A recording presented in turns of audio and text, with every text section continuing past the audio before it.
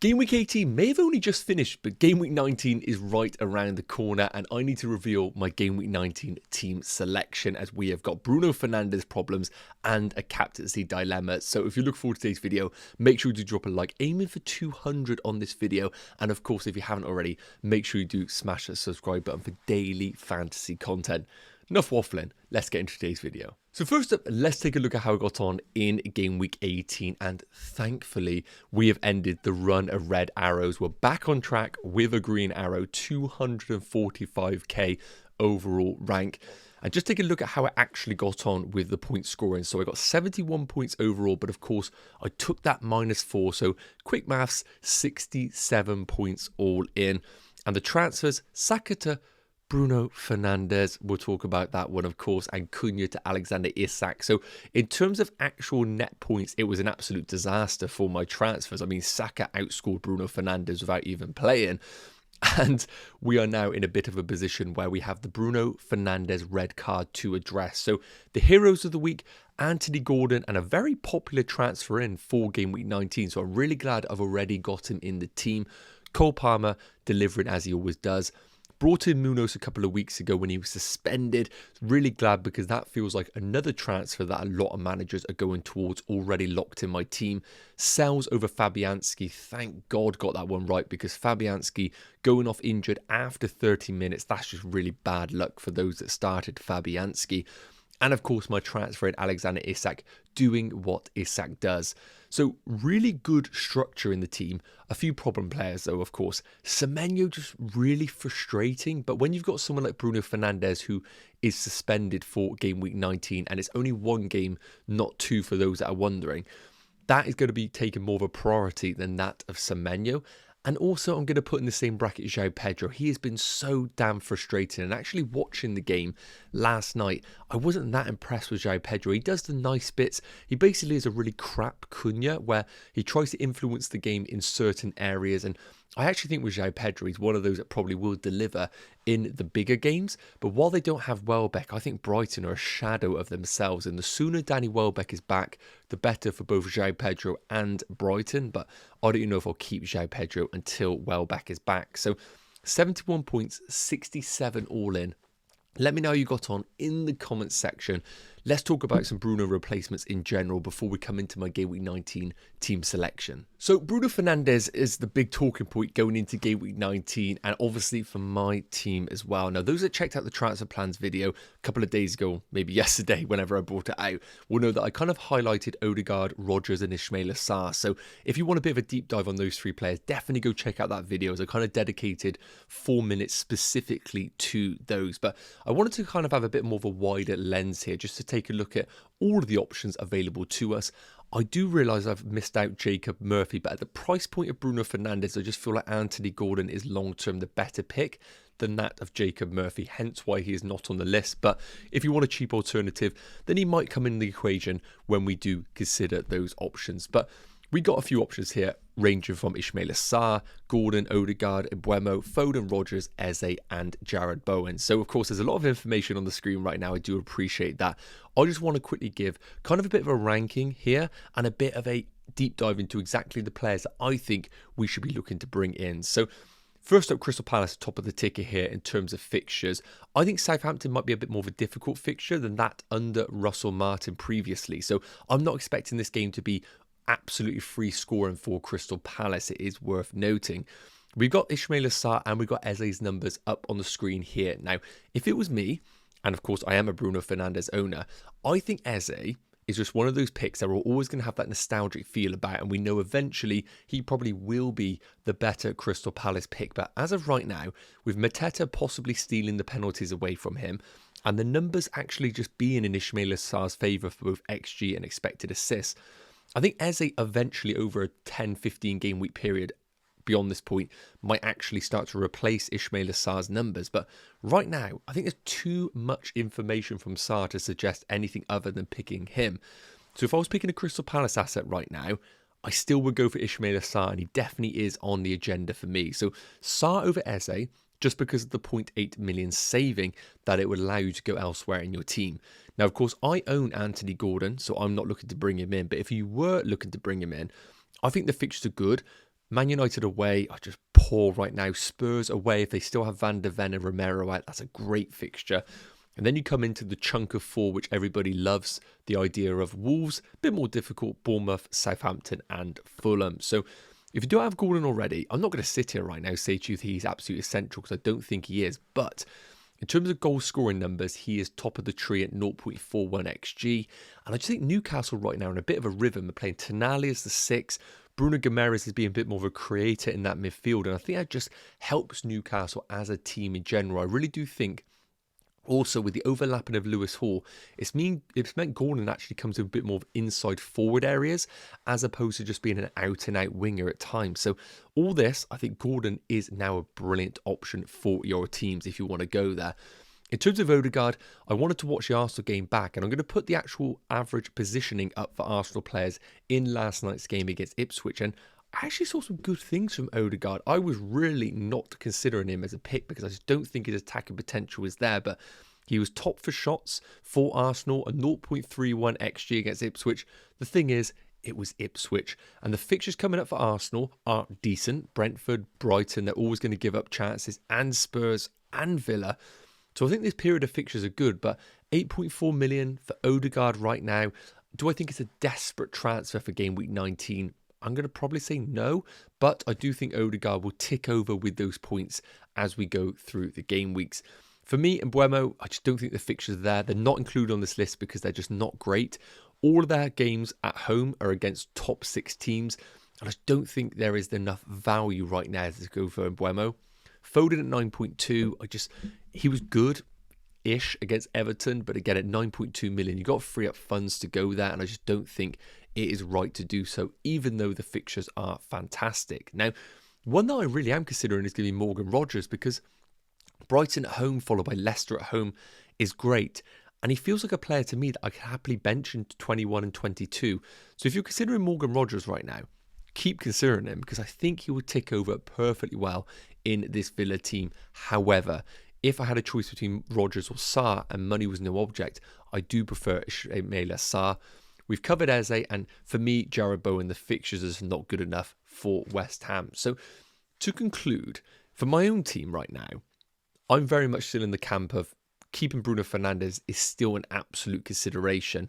I don't feel like going sideways to Odegaard is the right move for my team. So I think actually Ismaila Sarr or Rogers are the two that I'm considering, and then freeing up the funds to then enable myself in game week 20 or 21 to go elsewhere with the money. Let me know your thoughts in the chat. Who would be your Bruno Fernandes replacement? So of course, as well as looking long term in terms of replacements and fixtures, we do actually need to look at game week 19 in isolation and understand, are there any games that really do scream out goals, and maybe we are missing the boat a little bit on an opportunity. Now, with my team, we've only 1 free transfer and 0 in the bank. I'm not in a position where I can just make a 1 week punt, but for those that are maybe sat there with 4 or 5 free transfers, let's just take a look at the RobT FPL graphic here. Again, very, very popular account over on Twitter and Blue Sky. Make sure you do follow. As I've said before, I really enjoy having this as a bit of a counterpoint to what I think are going to be the results in the games. Now, I don't want to talk about all the games here. I just want to highlight some of those that are really standing out.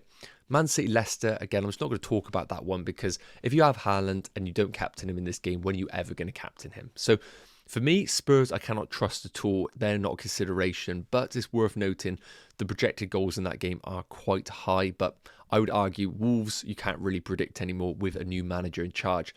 I want to draw my eyes to the Crystal Palace game. 1.95 projected goals looks really, really good. Solid clean sheet numbers, of course, being a Danny Munoz owner. And if I was looking to bring in Ismaila Sarr, that does give me a little bit of confirmation bias that it is a good fixture to bring him in. In terms of the Liverpool game, another reason why Mo Salah captaincy looks really good, 2.55 projected goals. That looks good, and I feel that's probably fair. I wouldn't be surprised if Liverpool did win 2-0, 2-1, 3-1 possibly. Chelsea putting up good numbers in terms of projected goals. Cole Palmer always going to be a consideration, but do I prefer him over Mo Salah? I think the answer is going to be no. And then we got Arsenal against Brentford at 2.25 projected goals. Now again, I do think Odegaard could be involved in anything good that Arsenal do, but are they free scoring in open play without Bukayo Saka now being ruled out for 2 months? I just don't feel compelled to go to Arsenal right now and Martin Odegaard. So those are the standout fixtures. Again, Villa 1.9. I think that's great if you want to go for Morgan Rogers. But to conclude on this, captaincy I still think is on Mo Salah, spoiler alert. And I think Arsenal are a good investment if you want to go there. But I think it's Odegaard or nobody in that attack, because I just don't think we can trust the minutes of all of the other assets. Let me know your thoughts in the comment section on this. I want us to quickly ramble through because I don't want to be going deep diving at each one. But let me know your thoughts. So moving into my Game Week 19 team selection, as I mentioned, I got 1 free transfer, 0 in the bank. So goalkeeper has picked itself for me. Sells away against Everton. It was always going to be my goalkeeper of choice. But of course, with Fabianski going off injured in Game Week 18, that means that Sells is basically going to be a locked-in goalkeeper for the foreseeable future. But am I complaining about that? Absolutely not. With Forest being one of the best defences in the league, and I would not be surprised if that game finishes 0-0 against Everton at all. In terms of the defence, and maybe the first time this season I'm planning on going for a back four. Munoz has already been in the team at home against Southampton. Looks really, really good. Could we see the glory double-digit return? Let's see. Trent away against West Ham, a player that I really do not like in my team, but while I've got him in, unless I need to free up the funds, he is just going to stick around for the foreseeable future, especially until we see the situation with the Liverpool double game week. If that drops in game week 25, then it just makes sense for me to keep Trent for that period. Anderson's going to come in for the home game against Bournemouth, back in the side for Fulham. I'm expecting him to now stay in the team as one of their best centre-backs. Bournemouth at home, though, not an amazing fixture, but could I also see a Fulham 1-0, 2-0? I think I probably could. And then, of course, Gabriel is always going to start in that fixture away against Brentford. I just think Arsenal are one of those teams that any game can keep a clean sheet. We saw that previously against Ipswich and in previous games before that. And Gabriel could have scored on another day against Ipswich. So I'm really happy to have that. And I don't love playing a back four at all, because I'm always about, can I play 3-5-2, 3-4-3? But for this week, and you're going to see why, I think a back four is going to be right. So no transfers in the goalkeeper or defensive parts of the team. So moving into my Game Week 19 midfielders, and we've spoken about in depth about what to do with Bruno Fernandes, all of the replacements, who to go for, and I plan on keeping him. I need to explain why, because it makes no sense. A player like Bruno Fernandes, who gets a red card, is going to miss Game Week 19. Then he's going to come back in Game Week 20 away against Liverpool, which is probably one of the worst fixtures you could have. And his price is probably going to fall. But we've spoken about in depth about the replacements. And as you can probably tell by my tone when I was talking about it, I don't love any of them. I've spoken about how Odegaard for me is just not worth it. I saw good things in Game Week 18, but did I see enough to think to myself, I need to change the narrative of Odegaard and bring him in desperately for Game Week 19 and use up another free transfer? For me, the answer is going to be no. So then if it isn't Odegaard and with no money in the bank, then it has to come down to some of those cheap enablers like an Ismail Assar or a Morgan Rogers. And I do think that would actually improve the structure of my team, because then I would go down to that price point.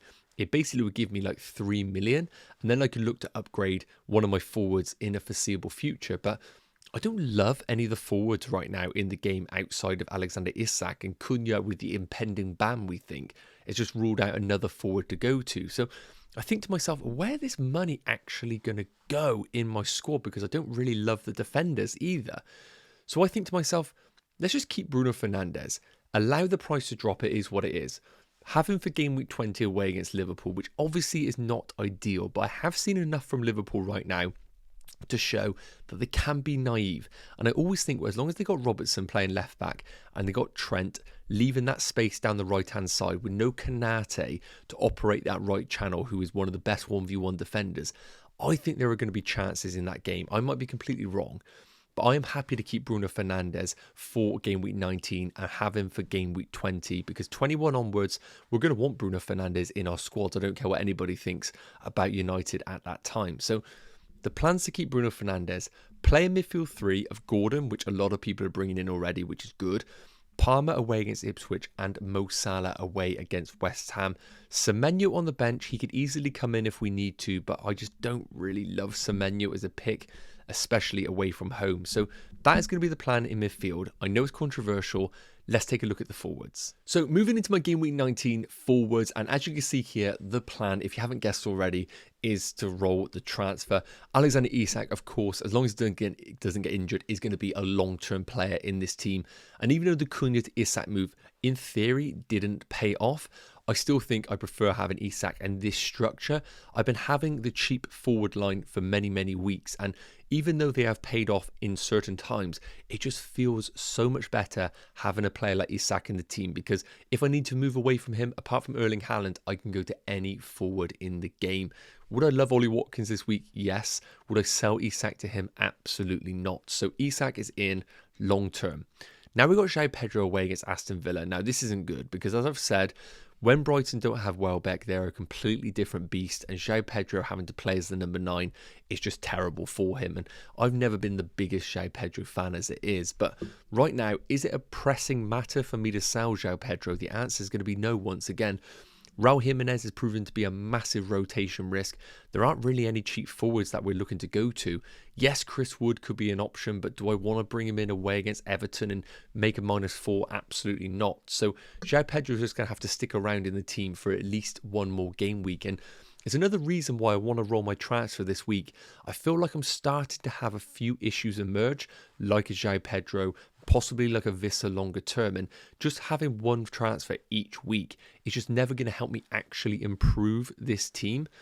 So that's the plan. Vissa at home against Arsenal. It's basically Vissa versus Semenyo, because Vissa at home, I always fancy him for an opportunity, even against a team like Arsenal. But on the other side of the coin, it probably makes more sense statistically for me to play Semenyo against the Fulham defence. So we could swap Vissa and Semenyo, but as of right now, I'm just going to stick with Vissa and just hope maybe they catch him in a transitional period where Vissa might be able to get behind them. But that's the plan. Roll the transfer and just allow myself game week 20 to understand what can I do with this team with 2 free transfers. If I keep making transfers for players that get sent off or injured, I'm never actually going to improve the structure of this team overall. So that's the plan. Let me know your thoughts in the comments. Finally, let's take a look at captaincy. So we touched on game week 19 captaincy in the RobT section, where we looked at the numbers for both Liverpool and Chelsea, because I do think they are the standout options. If you're sat there with Erling Haaland, I just have to say you have to captain him, because why are you owning a £15 million forward and not captaining him against one of the worst teams in the league in Leicester? So you're a fool if you own Erling Haaland and don't captain him this week. You just got to get it done. Outside of that, for my own team, I think it's only Mo Salah or Cole Palmer. Yes, Alexander Isak is doing great. Man United are terrible, but would I captain Isak away against Man United rather than Palmer or Salah? For me, it's no. So Palmer I do think is a great pick away against Ipswich, but the form that Salah's in right now, and I do think game week 18 was one of his worst performances by his standards, but I just don't think there is any reason to go against Mo Salah. The effective ownership is going to be ridiculous once again. West Ham are getting a little bit better, but do I think they're still going to give up chances? Yes. And do I trust Liverpool each and every week? The answer is going to be yes. So for me, it's a no-brainer. Captaincy on Mo Salah. The only person that I would consider going against him is Erling Haaland, but of course, I'm not going to own him this week. Let me know in the comment section who is going to be your captain. I'll be really interested to know if you're going with someone outside of Mo Salah. Yes guys, okay, that is going to wrap up today's Game Week 19 team selection video. Of course, the deadline is Sunday morning, so we'll be doing a deadline live stream tomorrow and possibly a Q&A tonight. That's why I haven't done as much in-depth hot topics on this video, because I feel like I can cover that off in a live stream where you guys ask me the questions. So if you do want to stick around for that and be notified, make sure of course you do subscribe to the channel, and if you want to, click that notification bell so you know exactly when I am going live. As always, if you have any questions, please do put them in the comment section. I'll be sure to get to them between now and the deadline. Have an amazing day, take care, and I'll see you real soon. Cheers.